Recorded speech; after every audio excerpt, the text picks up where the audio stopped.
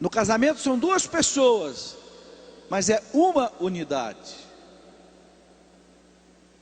Se o casamento não for assim, ele não está de acordo com a vontade de Deus. Consequentemente, o casal não pode ser feliz, os filhos não podem ser felizes, a sociedade não pode ser feliz, o mundo não pode ser feliz. Por quê? Porque tudo foi estruturado nesse paradigma que Deus colocou, que é o casal, unido por Deus, para ser uma unidade. Eu gostaria que os casais, e aqueles que não são casados ainda, mas que vão se casar, especialmente os jovens, entendessem isso profundamente. Se o casal não for uma unidade,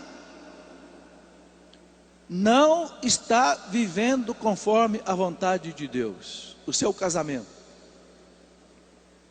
Sereis uma só carne. Eu até escrevi um livro para explicar isso. Sereis uma só carne.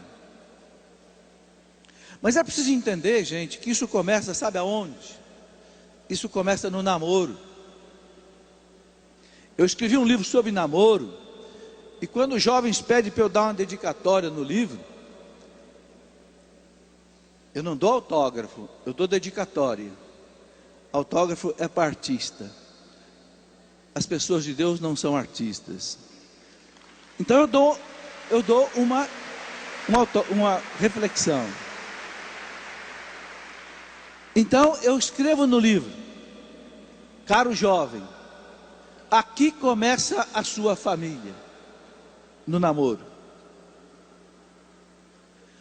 É no namoro que a família começa a crescer, começa a nascer.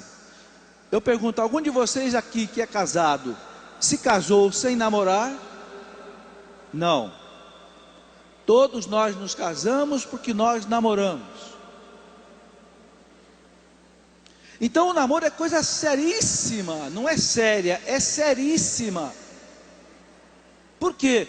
Porque ali você está começando a colocar o alicerce da sua família futura. Você está colocando o alicerce da sua casa. Todo mundo sabe que o mais importante numa construção é o alicerce. São os fundamentos, as brocas, as vigas baldrames, as amarrações do alicerce, porque senão não sustenta a casa depois.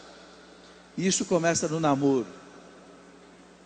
Se você, jovem, brincar com o seu namoro, se você fizer do seu namoro apenas um passatempo, se você fizer do seu namoro apenas uma curtição, você está fazendo da sua família futura uma brincadeira.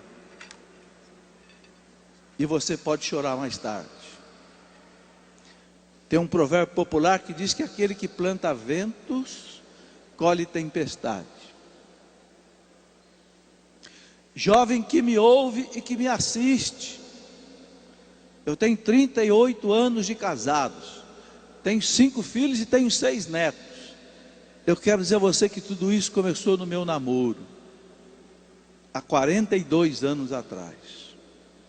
Se eu tivesse brincado no meu namoro, eu não estaria aqui hoje pregando para vocês. Leve o namoro a sério. Não brinque com a pessoa do outro.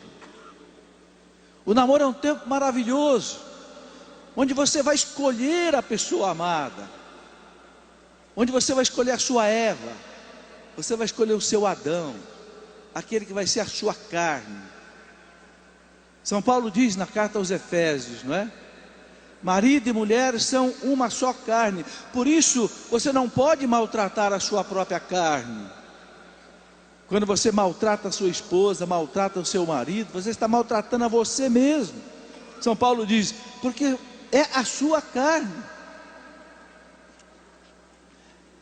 Mas é preciso escolher bem essa pessoa. Então o namoro é esse tempo bonito, é esse tempo onde você vai conhecer a pessoa do outro. Assim como quando você faz uma viagem pelo mundo, e é gostoso você ir conhecendo os países, os povos, as línguas, os costumes, as raças, os problemas, as tristezas, as alegrias de cada povo. O namoro é esse tempo, onde você vai conhecer a alma do outro. Não é o tempo de conhecer o corpo do outro, é o tempo de conhecer a alma do outro. Quem ele é, quem ela é, serve para mim. Ela tem os mesmos valores que eu tenho, ela tem a mesma fé que eu tenho, ela tem os mesmos sonhos que eu tenho, ela quer ter bastante filhos como eu quero. Essas são as perguntas que precisam ser respondidas no namoro. Não tape o sol com a peneira no seu namoro. Não empurra o seu namoro com a barriga. Não. Se você perceber que o seu namoro não vai bem, que no seu namoro só tem briga, que vocês não se entendem, termina. Tenha coragem de terminar. Porque não existe amor à primeira vista, nem em parcelas, em prestações. O amor é algo que se constrói no dia a dia, não é algo que cai do céu pronto. Então, não se engane, e não engane o outro. Alguns jovens gostam de usar uma aliança de namoro. Não tem problema nenhum, pode usar, mas saiba que essa aliança não é uma aliança definitiva. Essa é apenas uma aliança de fidelidade enquanto vocês são namorados. Mas é uma aliança que você pode tirar do dedo. Eu não posso mais tirar a minha aliança do meu dedo, porque a aliança do meu dedo é uma aliança de casamento. Mas enquanto for uma aliança de namoro, de noivado, você ainda pode tirar do dedo. A de casamento você não pode mais. Só na hora da morte. Aí alguém vai tirar do seu dedo. Nem é mais você que vai fazer isso. Então, jovem, viva o seu namoro de uma maneira bela. Não deixe a vida sexual sufocar o seu namoro. Não é a hora da vida sexual. A vida sexual é para o casal, porque a vida sexual pressupõe a entrega definitiva da vida ao outro. E ninguém entregou ainda a vida definitivamente ao outro no namoro nem no noivado. Não.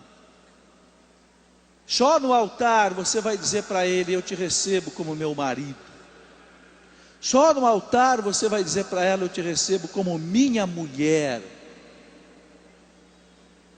E São Paulo diz na carta aos Coríntios, no capítulo 7 da primeira carta aos Coríntios, São Paulo diz: o corpo do marido pertence à mulher, e o corpo da mulher pertence ao seu marido.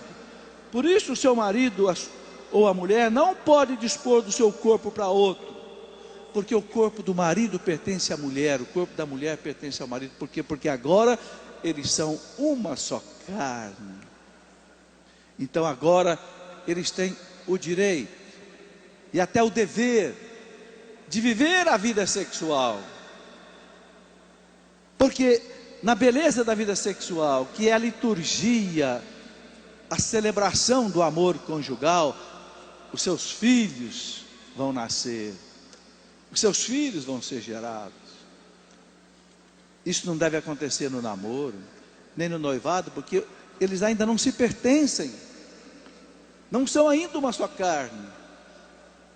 A última coisa que a gente entrega para o outro é o corpo, depois que você já entregou a alma, depois que você já entregou a vida, depois que você colocou uma aliança de compromisso no dedo, dizendo: eu te amo e vou te amar para sempre.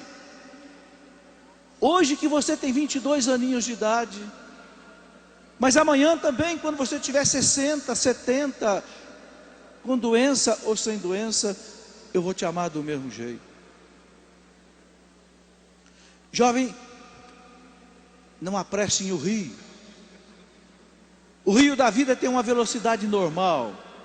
Se você apressar o rio da vida, ele pode transbordar das margens e ele pode alagar a cidade da sua vida. Deixa o rio andar na velocidade dele normal, que ele vai chegar lá no mar tranquilamente. Então viva teu namoro na castidade, Viva teu namoro na seriedade. Você estará se preparando para amanhã você ser um marido fiel, para você ser uma esposa fiel. O casal que luta para viver a santidade no namoro é um casal que já está preparando a santidade do casamento.